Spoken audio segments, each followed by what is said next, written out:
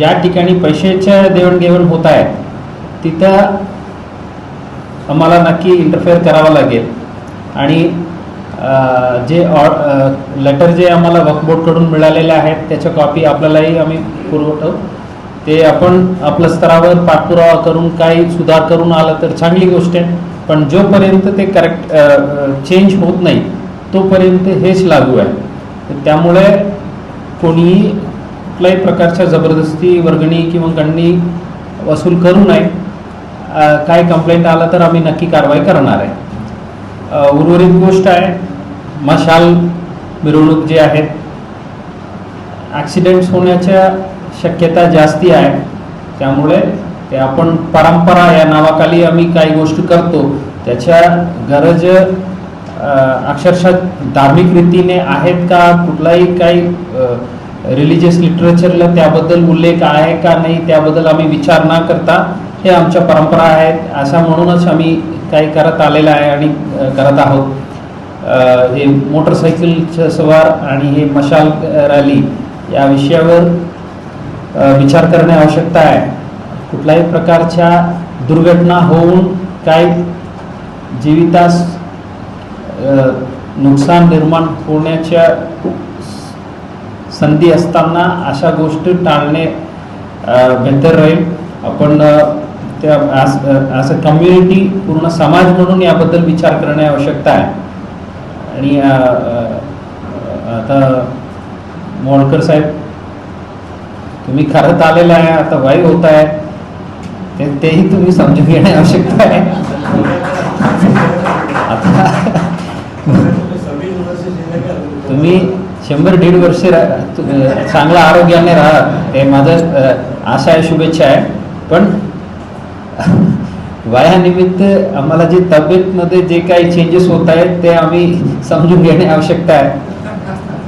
आणि दुसरी गोष्ट आहे हे कमिटी असो असं जे समिती आहे त्यात ट्रस्ट आहे किंवा हे मोटरसायकलला उभं राहण्याचे अधिकार आहे, हे काही असा वडिलोपार्जित नाही आहे. जे काही नियम आहे ते पालन करावे. माझा नंतर माझा मुलगा उभं राहणार असा काही नवीन गोष्टी सुरू करू नये. सो जे काही अटीशक्ती आम्ही देणार आहे परवानगी दरम्यान ते कठोरपणे आपण पालन करावे.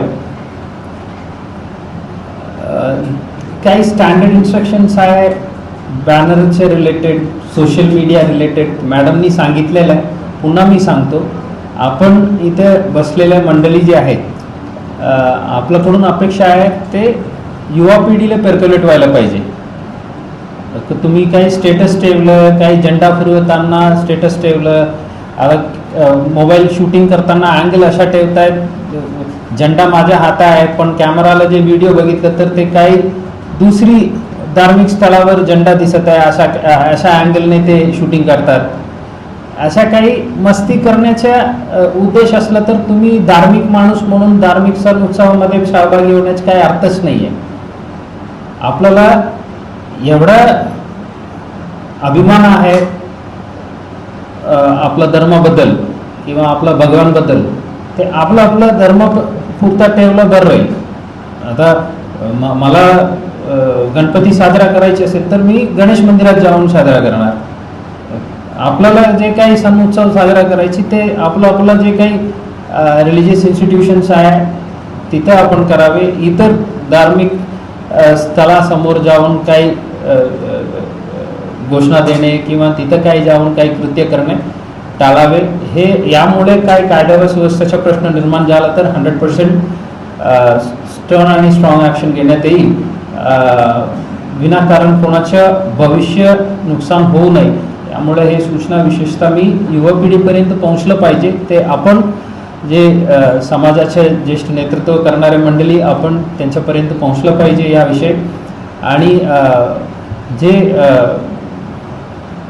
मुस्लिम बांधवांचे जे धार्मिक नेतृत्व करणारे सर्व मौलानालाही माझ्या विनंती आहे, आपण प्रार्थना संपल्यानंतर जे सूचना देत आहेत त्यात याही सूचना इन्क्लूड करावे जेणेकरून युवा पिढी काही गैरमार्गात जाऊन अंगावर गुन्हे दाखल होऊन घेणे ते टाळण्यात शक्य राहील. आपण सांगितलेलं आहे मुस्लिम समाजाचे बांधव जास्ती असणारे परिसरात पोलीस डिप्लॉयमेंट आम्ही 100% करून घेणार आणि ज्या ज्या ठिकाणी सवारी पंजे रूट आहेत किंवा मिरवणुकीचे रूट आहेत त्या ठिकाणी आमचा व्यवस्थित बंदोबस्त राहील. कुठल्याही ठिकाणी मागच्या वर्षी थोडा कमी होतो, यावर्षी आणखी राहिलं तर बेटर राहील, असा काही आपलं विशेष सूचना असलं तर आपण संबंधित ठाणेदारांना किंवा आम्हाला थेट आपण संपर्क करा. नक्की आपल्या सूचनानुसार आम्ही बंदोबस्त चेंज करू. ज्या ठिकाणी जास्ती आवश्यकता आहे त्या ठिकाणी नक्की करू. आपल्या सर्वांना पुन्हा एकदा जे मुद्दा जेल रोड ठाणेदार साहेबांनी सांगितलं त्याबद्दल अंडरलाईन करू इच्छितो. वक्फ बोर्डकडून या गोष्टीवर क्लॅरिटी आलेला आहे, लेटर क्लिअर दिलेलं आहे. आता कुठल्याही ट्रस्टला किंवा कमिटीला वर्गणी गोळा करण्याचा अधिकार नाही आहे. परवानगीसाठी आपण थेट ऑनलाईन अप्लाय करा. जे पैसे तुम्ही भरणार आहे ते सरळ ट्रेझरीला जमा होणार आहे. तुम्ही काही पोलीस डिपार्टमेंटलाही देणार नाही. ते जे चालान तुम्ही महाराष्ट्र शासनासाठी जे डायरेक्ट जमा होत आहे त्याच प्रमाणे हे पण आहे. आणि आपलं जे पोलीस स्टेशनचे सर्व IB कॉन्स्टेबल्स आणि ठाणेदार आपल्या सेवासाठी उपलब्ध आहे. कोणाला काही कन्फ्युजन असलं तर आपण पोलीस स्टेशनला संपर्क करून क्लॅरिफाय करून घ्या. या व्यतिरिक्त कोणालाही काही वर्गणी किंवा खंडणी आपण देऊ नये. कोणी अशा जबरदस्ती केलं तर आपण डायरेक्ट आम्हाला संपर्क करा. आम्ही गुन्हे दाखल करून पुढील कायदेशीर कारवाई करण्यात येईल. सर्व मुस्लिम बांधवांना येणारे मोहरम सणानिमित्त सोलापूर शहर पोलिसांच्या वतीने आणि माझ्याकडून वैयक्तिक हार्दिक शुभेच्छा. जय हिंद, जय Maharashtra. Jaydeep Jankar group, JJ construction यांचे वसंत विहार, जानकर नगर आणि जुळे सोलापूर या ठिकाणी सर्व सोयींयुक्त 1 BHK, 2 BHK आणि 3 BHK फ्लॅट उपलब्ध. आजच संपर्क साधा 98 500 29 966. ऑफिसचा पत्ता JJ कन्स्ट्रक्शन, जानकर नगर, Y चौक, सोलापूर.